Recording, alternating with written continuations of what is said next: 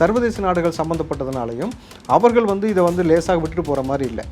So இப்போ இன்றைக்கி குரல் பதிவு எடுக்கப்பட்டிருக்கு. குரல் பதிவு எடுக்கப்பட்ட பிறகு யார் யாருக்கெல்லாம் பணப்பட்டுவாடா செய்யப்பட்டதாகவும், யார் யாருக்கெல்லாம் வந்து பொருளாக கொடுக்கப்பட்டதாகவும், யாரோட தொடர்பு வச்சிருந்தாரு, யார் யார்கிட்ட எந்தெந்த விஷயம் செஞ்சுருக்கிறாரு, சினிமா சம்மந்தப்பட்ட பிரபலங்கள் யாரோடலாம் பேசியிருக்காரு, என்னென்ன விஷயம் பேசியிருக்காரு, சென்சிட்டிவான விஷயம் எல்லாம் இருக்குது. ஸோ அதன் அடிப்படையில் இந்த வழக்கு நகர்ந்து போய்கொண்டிருக்குன்னு சொல்கிறாங்க. ஸோ விரைவில் பார்த்தீங்கன்னா ஓரிரு நாளில் வந்து நான் தான் சொன்னேன், எலெக்ஷன் ரிசல்ட் வருவதற்கு முன்பாக இந்த விஷயம் வந்து மிகப்பெரிய பூதாகரமாக ஆகும்னு சொன்னோம். இப்போ வேணாலும் தமிழ்நாட்டு அரசியல் முக்கிய பிரபலங்களை வந்து விசாரணைக்கு அழைப்பதற்காக சமன் அனுப்பப்படும் சொல்லியிருக்கிறாங்க. ரொம்ப மோசம். அதுக்கப்புறம் கிளாம்பாக்கத்தில் போய் இறங்குனா மக்கள் பேசின பேச்சை சத்தியம் ஊடகத்தில் போட முடியாது. இருக்கிற எல்லா கெட்ட வார்த்தையும் யூஸ் பண்ணி திட்டினாங்க இந்த அரசாங்கத்தையும் இந்த ஆட்சி முறையும் குறித்து. கிட்டத்தட்ட அவங்க வந்து 4 மணி நேரம் 5 மணி நேரமாக நிற்கிறோம் சார், பஸ் வரல எங்களுக்கு. இங்கே மக்களை காப்பாற்ற துப்பு கிடையாது, ஒரு சின்ன பேருந்து நிலையத்தை உங்களால் ஒழுங்காக மெயின்டைன் பண்ண துப்பு கிடையாது. ஊரில் ஒரு 9 ஓட்டு விழுந்துருக்குனாக்கா அப்போ அரசாங்கத்துக்கு மீது எவ்வளோ பெரிய அதிருப்தி இருக்கும்.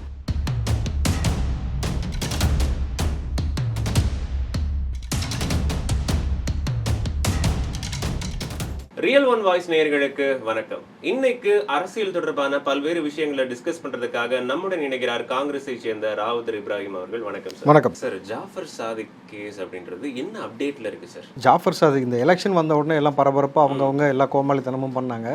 அதற்கேற்ப வந்து இந்த வழக்கை வந்து அப்படியே மடைமாற்றலாம் அப்படின்னு சொல்லிட்டு ஊடகத்தை தன் வசம் வைத்துக்கொண்டு பல விஷயங்களை வந்து இன்றைக்கு ஆட்சியாளர்கள் வந்து வெளியில் கொண்டு வர முடியாமல் வந்து செய்து கொண்டிருக்காருன்ற குற்றச்சாட்டு பெரும்பாலும் அவர்கள் மீது இருக்குது. அதற்கேற்ப பார்த்தீங்கன்னா இன்றைக்கி ஜாஃபர் சாதிக் மேட்டர் என்ன நடந்திருக்குனாக்கா, ஜாஃபர் சாதிக் இடமிருந்து குரல் பதிவு எடுக்கப்பட்டிருக்கு. வாய்ஸ் டெஸ்ட்னு சொல்கிறோம் இல்லையா, நம்ம சொன்னோம் இல்லையா எப்படிலாம் வாய்ஸ் டெஸ்ட் எடுப்பாங்க பல கோணத்தில். அதாவது தூங்கி இருக்கும் போது, முழிச்சிருக்கும் பொழுது, ஐஸ் வாட்டர் கொடுத்து, ஹாட் வாட்டர் கொடுத்து, த்ரெட்மில்லில் ஓட விட்டு மூச்சு வாங்கினா, அந்த மாதிரி பல கோணத்தில் பல விதமாக எடுப்பார்கள் பொதுவாக. இந்த வழக்கு வந்து சர்வதேச நாடுகள் சம்மந்தப்பட்டது அப்படின்றதை தாண்டி வந்து மிக முக்கியமான விஷயமா இருக்குது. ஸோ தமிழ்நாட்டுடைய அரசியலை வந்து தீர்மானிக்கக்கூடிய ஒரு முக்கிய இடத்துல இந்த விஷயம் இருக்குது. இதை தாண்டி இந்தியாவிற்கான அவப்பெயரை துடைக்க வேண்டிய இடத்துல இந்த விஷயம் இருக்குது. இது மோடியோடைய சார்ந்த விஷயமாக இருக்கிறது, இந்தியா சார்ந்த விஷயமாக இருக்கிறது. சர்வதேச நாடுகள் சம்மந்தப்பட்டதுனாலையும் அவர்கள் வந்து இதை வந்து லேசாக விட்டுட்டு போகிற மாதிரி இல்லை. ஸோ இப்போ இன்றைக்கி குரல் பதிவு எடுக்கப்பட்டிருக்கு. குரல் பதிவு எடுக்கப்பட்ட பிறகு ஜாஃபர் சாதிக்கிட்டமிருந்து 7 செல்ஃபோன் கையகப்படுத்தப்பட்டிருக்கு இல்லையா, அந்த 7 செல்ஃபோனில் இருக்கக்கூடிய வாய்ஸ் ரெக்கார்டிங் இருக்குது. இப்போ அவர்கிட்ட யார் யார்ட்டெல்லாம் பேசினார்ன்ற விஷயத்துடைய பதிவுகள்லாம் கிடச்சிருக்கு. என்னென்ன மாதிரி விஷயம் பேசியிருக்கிறாருனாக்கா, யார் யாருக்கெல்லாம் பணப்பட்டுவாடா செய்யப்பட்டதாகவும், யார் யாருக்கெல்லாம் வந்து பொருளாக கொடுக்கப்பட்டதாகவும், யாரோட தொடர்பு வச்சிருந்தாரு, யார் யார்கிட்ட எந்தெந்த விஷயம் செஞ்சுருக்கிறாரு, சினிமா சம்மந்தப்பட்ட பிரபலங்கள் யாரோடலாம் பேசியிருக்காரு, என்னென்ன விஷயம் பேசியிருக்காரு, சென்சிட்டிவான விஷயம் எல்லாம் இருக்குது. எல்லாத்தையும் இப்போ வந்து குரல் பதிவு வந்து ஆய்வு செஞ்சுக்கிட்டு இருக்கிறாங்க. ஆய்வு செஞ்சதன் அடிப்படையில் வந்து அடுத்தடுத்த தரவுகள் அவங்களுக்கு கிடைக்கப்பட்டிருக்கிறதுனால நம்ம சொன்னோம் முன்னாடியே வந்து இதுக்குள்ளே அமீர் வருவார்னு சொன்னோம். அமீர் வந்தார். ஜாஃபர் சாதிக் குற்றவாளியாக சித்தரிக்கப்பட்டு ஜாஃபர் சாதிக் வந்து உடனடியே வந்து ஆமான கடத்தல்னு ஒத்துக்கிட்டாரு. சினிமா சம்மந்தப்பட்ட நபர்களுக்கு கொடுத்துருக்கேன்னு சொல்லியிருக்கிறாரு. இன்றைக்கு உதயநிதியை தொடும் இந்த விஷயம் சொல்லியிருக்கோம். முக்கியமான தமிழ்நாட்டுடைய அரசியல் புள்ளிகளை தொடும் சொல்லியிருக்கிறோம். ஸோ அதன் அடிப்படையில் இந்த வழக்கு நகர்ந்து போய்கொண்டிருக்குன்னு சொல்கிறாங்க. ஸோ விரைவில் பார்த்தீங்கன்னா ஓரிரு நாளில் வந்து நான் தான் சொன்னேன், எலெக்ஷன் ரிசல்ட் வருவதற்கு முன்பாக இந்த விஷயம் வந்து மிகப்பெரிய பூதாகரமாக ஆகும்னு சொன்னோம். அதற்கேற்ப போல் இப்போ என்ன சொல்கிறாங்கன்னா, நாளை அல்லது நாளை மறுநாள் வந்து இது சம்பந்தமாக ஒரு முக்கிய செய்தி வந்து வெளிவரும்.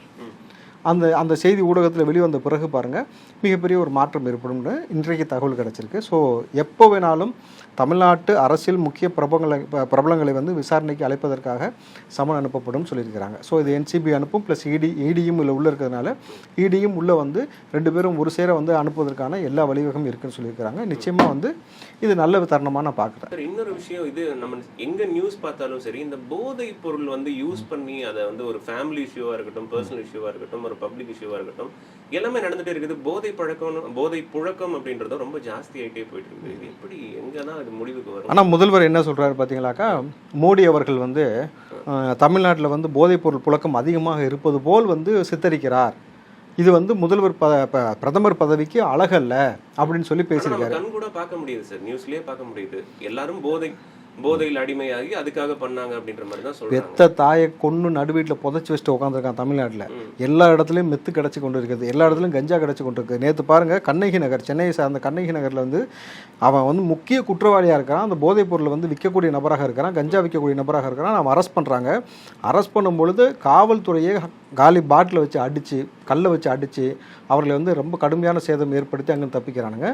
பொதுமக்கள்லாம் வந்து காவல்துறையை காப்பாற்றுவதற்காக அந்த குற்றவாளிகளை வளைச்சி தேடி பிடிச்சி இந்த மாதிரியான விஷயம் போயிட்டுருக்கு. அப்போ இங்கே இருக்கக்கூடிய காவல்துறைக்கு பாதுகாப்பு இல்லாத ஒரு நிலை தான் தமிழ்நாட்டில் இருக்குது. ஆனால் முதல்வர் என்ன சொல்கிறாருனாக்கா இது போதை இல்லா தமிழகம், இங்கே எந்த பிரச்சனையும் இல்லைன்னு சொல்கிறாரு. ரெண்டாவது விஷயம், நீங்கள் ஓட்டேரியில் அதே மாதிரி ஓட்டேரி புதுநகரில் நீங்கள் பார்த்தீங்கன்னாக்கா திடீர்குப்பம் அந்த இடத்துல பார்த்தீங்கன்னா 10 பேருக்கு மேலே வந்து அருவா தூக்கிட்டு 4 மணிக்கே வந்து விடிய காலம் 4 மணிக்கே வந்து ஆட்டோ விடலாம் அடித்து உடச்சி எங்கே யாரை வெட்டிட்டு வந்தானுங்கன்னு தெரியல. அங்கே இருக்கக்கூடிய பெண் காவலரை வந்து உள்ளே போக சொல்லி மிரட்டுறாங்க.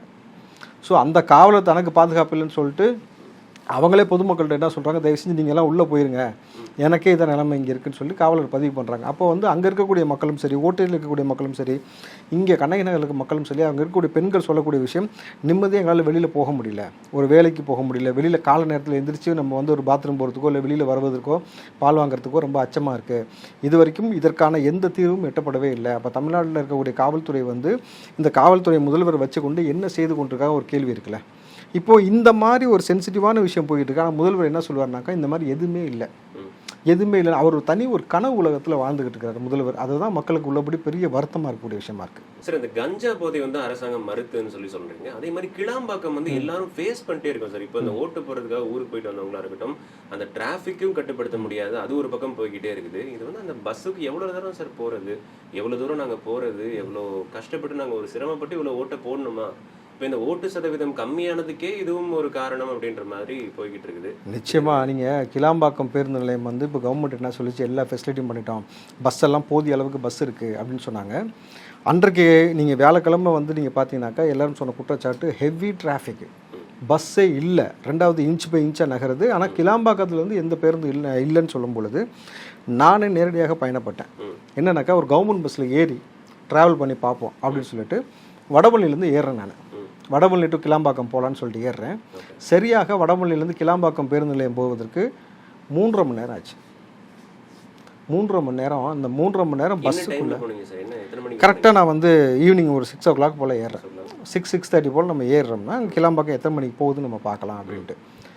நம்ம இங்கே 6 மணிக்கு ஏறுறோம், கிட்டத்தட்ட பார்த்தீங்கன்னா 9 மணிக்கு தான் நாங்கள் வந்து போய் சேர்றோம். 9 மணிக்குள்ளே அந்த 3.5 மணி நேரம் 3 மணி நேரம் இன்ச் பை இன்ச்சு பஸ்ஸு போகிறது, அது டிராஃபிக் பிரச்சனை.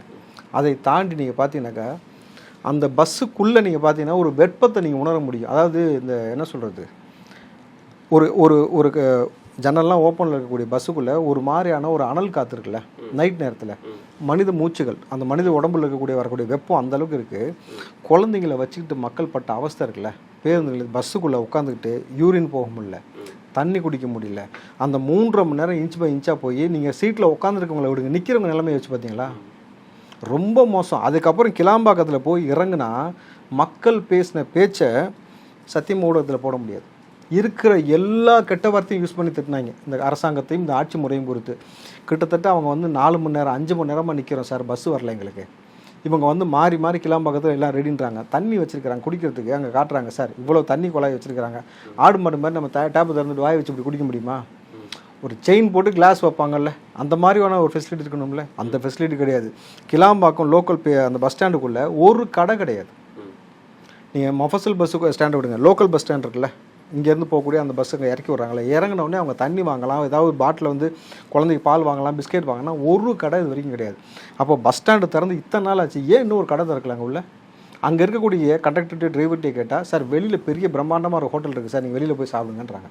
எப்படி பஸ் ஸ்டாண்டுக்குள்ளேருந்து வெளியில் அவன் கட்டி வச்சிருக்கான் 3 ஸ்டார் ஹோட்டல் மாதிரி, அதில் போய் ஒரு சாமானியன் வந்து போய் கொடுத்து காசு கொடுத்து சாப்பிட்ற அளவுக்கு இருக்கா? அந்த பாத்ரூம் போகிறதுக்காக நடுவில் நிறுத்தவங்கள அப்போ ஒரு ஹோட்டலுக்கு மார்க்கெட்டிங் பண்ணுவாங்க, அது மாதிரி இருக்கே சார். அப்படி தான் இருக்குது. அங்கே இருக்கக்கூடிய கண்டக்டர் டிரைவர் சொல்லக்கூடிய எல்லா விஷயம் பார்த்தீங்கன்னா, சார் அங்கே வெளியில் இருக்க பெரிய ஹோட்டல் நீங்கள் அங்கே போய் சாப்பிடுங்கன்னா எப்படி வந்து திருப்பி லக்கேஜ் எடுத்துக்கிட்டு திருப்பி எல்லாரும் வெளியில் போய் இழுத்துட்டு போய் சாப்பிட முடியுமா? ஒரு அடிப்படையாக ஒரு அரசாங்கத்துக்கு இந்த அறிவு இந்த புரிதல் இல்லாமல் மக்களை சாவடிச்சுட்டு அவங்க மக்கள் சொன்ன விஷயம் இருக்குல்ல, எவனுமே திமுக ஓட்டு போட மாட்டேன்னு தான் சொன்னாங்க. அந்த கிளாம்பாக்கத்தில் நம்ம பேசும்போது மனநிலையில் போயிருந்தாங்கன்னா அவங்க யாருக்கு நிச்சயமா திமுக கூட்டணிக்கு இல்லை. இது என்னன்னாக்கா திமுகவை மட்டும் பாதிக்கல, திமுகவை நம்பி இருக்கக்கூடிய கூட்டணி கட்சிகளை பாதிக்கல கூட வந்து அத்தனை நபர்களுக்கும் வந்து இது ஒரு பின்னடைவு.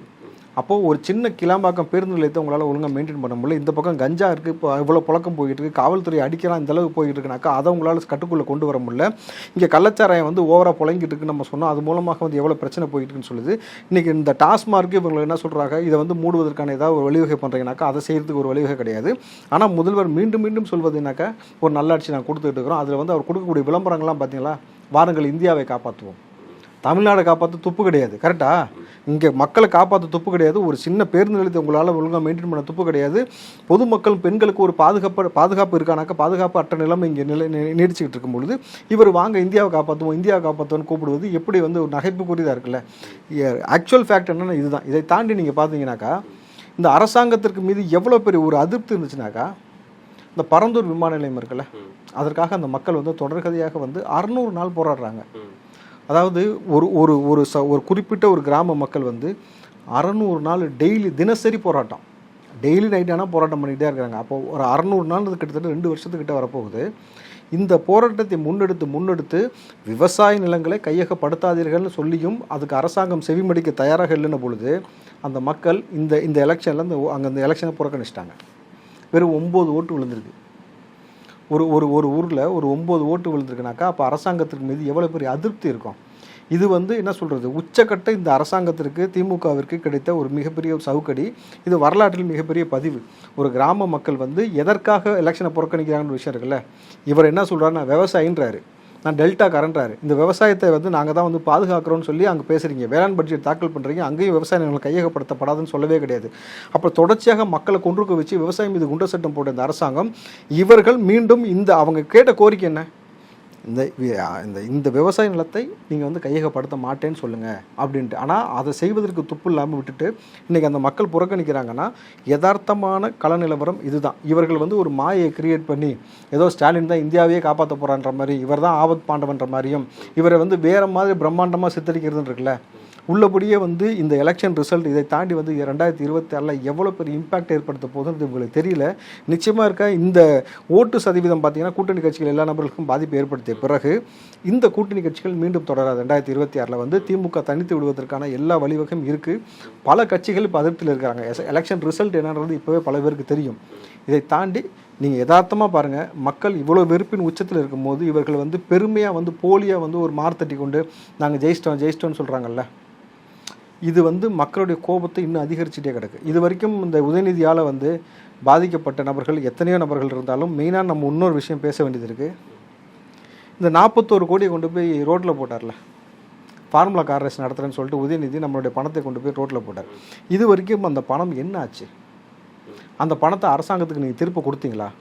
இந்த பக்கம் மக்கள் வந்து சாதாரண பேருந்து நிலையத்தில் தண்ணி இல்லாமல் ஒரு வந்து இங்கே அல்லவலப்பட்டு இருக்காங்க. நீங்கள் 41 கோடி நீங்கள் காசை கொண்டு போய் நீங்கள் வந்து அசால்ட்டாக ரோட்டில் போட்டு அந்த காசை கொண்டு வந்து அரசாங்கத்துக்கு நீங்கள் ஒப்படைக்காமல் செஞ்சுக்கிட்டு இருக்கிறீங்க. இந்த பக்கம் பார்த்தீங்கன்னா ஜாஃபர் சாதி கூட சேர்ந்து நீங்கள் புகைப்படம் எடுத்துக்காக இருக்கட்டும், மட்டும் செக் வாங்குவதாக இருக்கட்டும், இந்த மாதிரி ஒரு விஷயம் போய்கிட்டு இருக்குன்னும் போது மக்களுக்கு இந்த அரசாங்கம் என்ன சொல்ல வருது? கடைசி வரைக்கும் மாமன்னன் போல் இருப்போமே தவிர நாங்கள் என்ன செஞ்சாலும் பொத்திக்கிட்டு நீங்கள் வாழணும், நீங்கள் நாங்கள் வந்து உங்களுக்கு கள்ளச்சாரத்து மூலம் கொண்டாலும் நீங்கள் செத்து தான் போகணுமே தவிர உங்களுக்கு நீதி கிடைக்காதுன்னும் பொழுது இந்த ஆட்சி முறை வந்து இங்கேருந்து அகற்றப்படணுன்றதான் மக்களுடைய எதிர்பார்ப்பாக இருக்குது. ஓகே சார், நிகழ்ச்சியில் கலந்துக்கிட்டு பல்வேறு கருத்துக்களை பகிர்ந்து கொண்டமைக்கு நன்றி சார். நன்றி.